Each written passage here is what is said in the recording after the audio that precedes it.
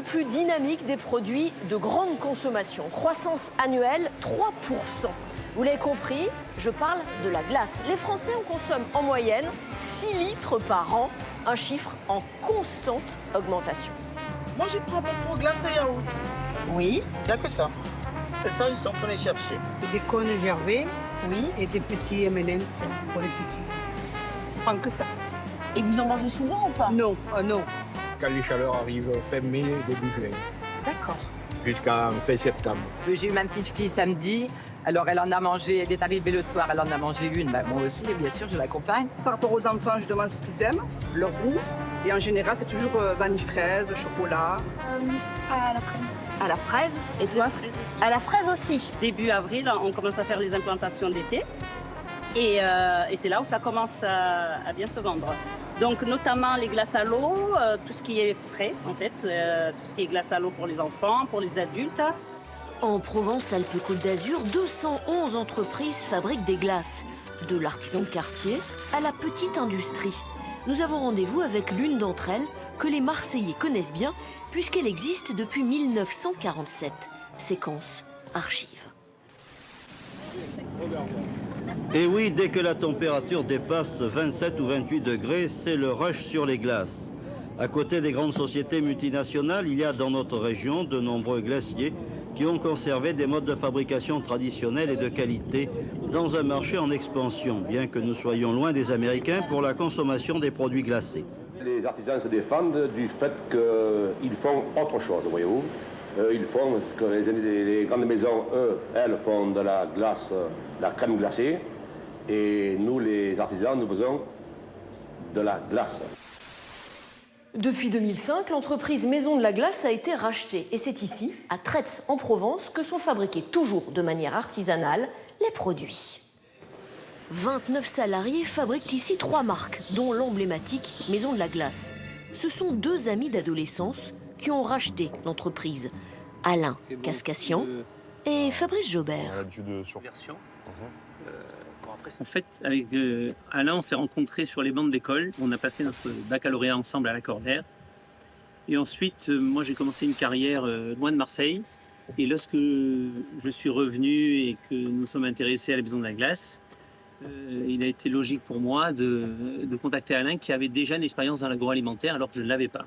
On a agrandi l'éventail de nos clients puisqu'on est allé également en grande distribution, mais en faisant attention de rester sur une qualité très premium.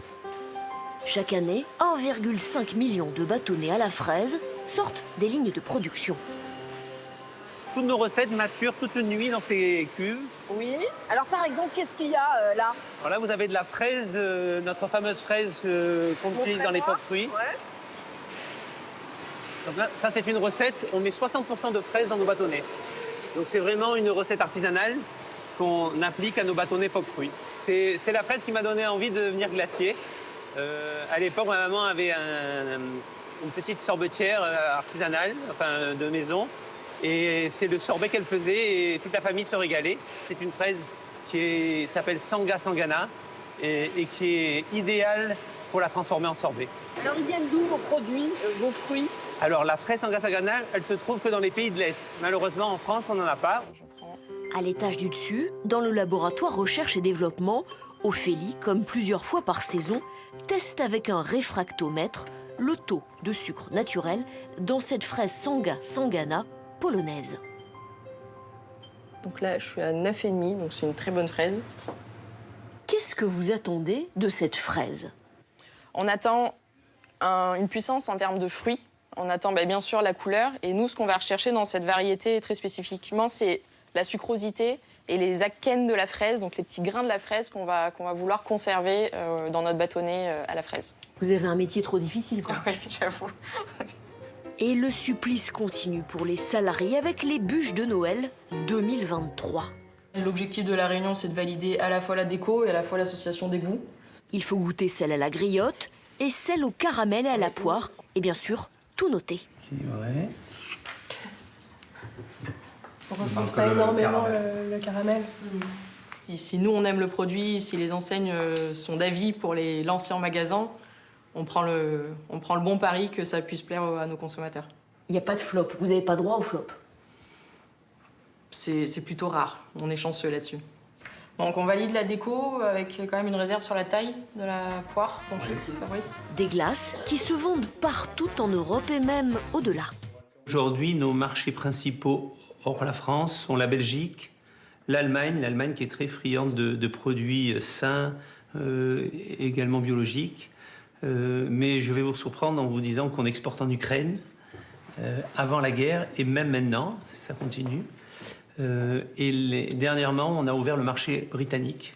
On a doublé notre capacité de glace en vrac, puisqu'on fait à peu près 500 000 litres. Et par contre, sur notre nouvelle ligne de bâtonnets, on fait plus de 10 millions de bâtonnets sur l'année.